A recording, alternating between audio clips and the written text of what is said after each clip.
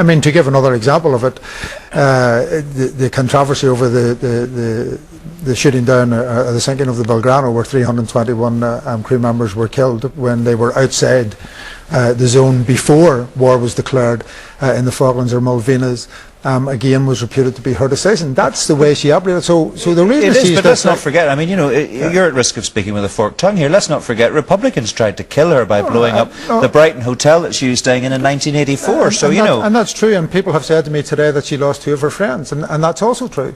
But you see, we're sitting here talking about Margaret Thatcher. I've never hid from the fact that I was in the IRA and was involved in, as a combatant. So I'm not trying to move away from that at all. But we are talking about Margaret Thatcher, and she was belligerent, she was warlike. She did believe that she could defeat the IRA, even against, I think, the views of her own generals who realised that they could not. And as Peter Taylor had said earlier on, of course it was an idea from both the British and Republicans that there was a military stalemate, which allowed for the process to head towards, well, what is a conflict resolution process here? Do you think, Arlene Foster, it's reasonable for a British Prime Minister to meet fire with fire if that's what Margaret Thatcher was doing? Absolutely. And I mean, sitting here, one would have thought that the trouble started after the hunger strike. Of course, that's not the case. And many people lost their lives back in the 1970s. Indeed, the 70s was a very brutal time. The amount of people, amount of innocent people at the IRA murdered in the 70s is there for all to see.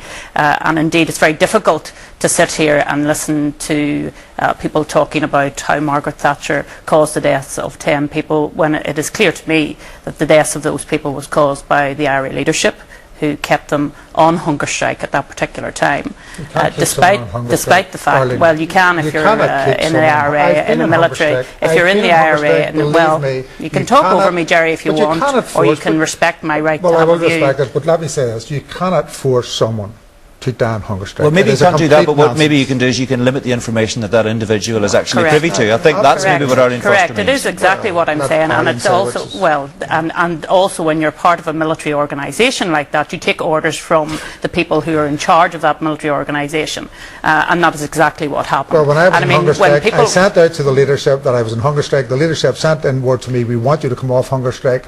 When you choose to go on hunger strike, and I was quite loyal, I sent back out to the leadership and said, no, when you're on hunger strike, you make your own decision. Believe me, you cannot.